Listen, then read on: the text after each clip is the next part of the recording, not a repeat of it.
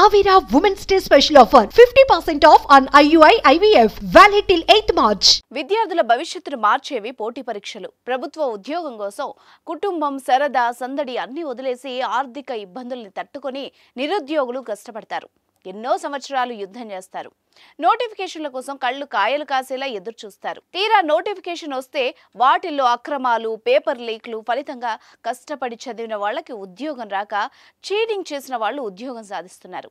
అక్రమాలకు పాల్పడే మాఫియాతో పాటు వీళ్లతో కుమ్మక్కయ్యే ప్రభుత్వ అధికారులు, సిబ్బంది కారణంగా దేశవ్యాప్తంగా అక్రమాలు జరుగుతూనే ఉన్నాయి.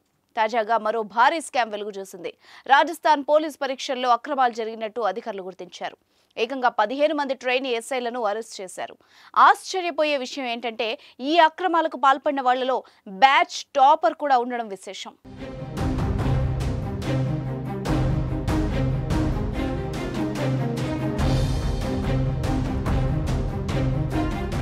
2021-22 ఏడాదిలో మొత్తం 700 ఎస్ఐ పోస్టులకు రాజస్థాన్లో నోటిఫికేషన్ వచ్చింది.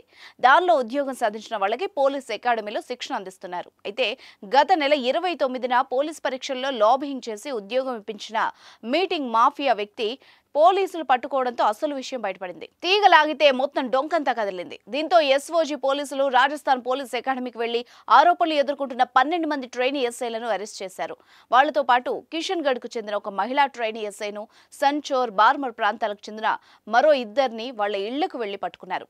పోలీసులు అదుపులో ఉన్న వాళ్ళని విచారిస్తే మరిన్ని విషయాలు బయటకు వచ్చే అవకాశం ఉంది. ఈ చీటింగ్ మాఫియా నడుపుతున్న జగదీష్ బిష్నోయ్ ఓ ప్రభుత్వ ఉపాధ్యాయుడు. మొదట వ్యాపారాల్లో మోసానికి పాల్పడి అనంతరం పరీక్షల్లో అక్రమాలకు తెరలేపాడు. అభ్యర్థుల స్థానంలో వేరే వ్యక్తులతో పరీక్ష రాయించడం, పేపర్ లీక్ చేయడం, బ్లూటూత్ ద్వారా అభ్యర్థులకు సమాధానం చెప్పి పరీక్షల్లో చీటింగ్ చేసేవాడని పోలీసు వర్గాలు తెలిపాయి. 15 మంది ట్రైనీ ఎస్ఐల నుంచి అధికారులు కీలక సమాచారం రాబడుతున్నారు. ఏ విధంగా పరీక్షల్లో అక్రమాలకు పాల్పడ్డారో కూపీ లాగుతున్నారు.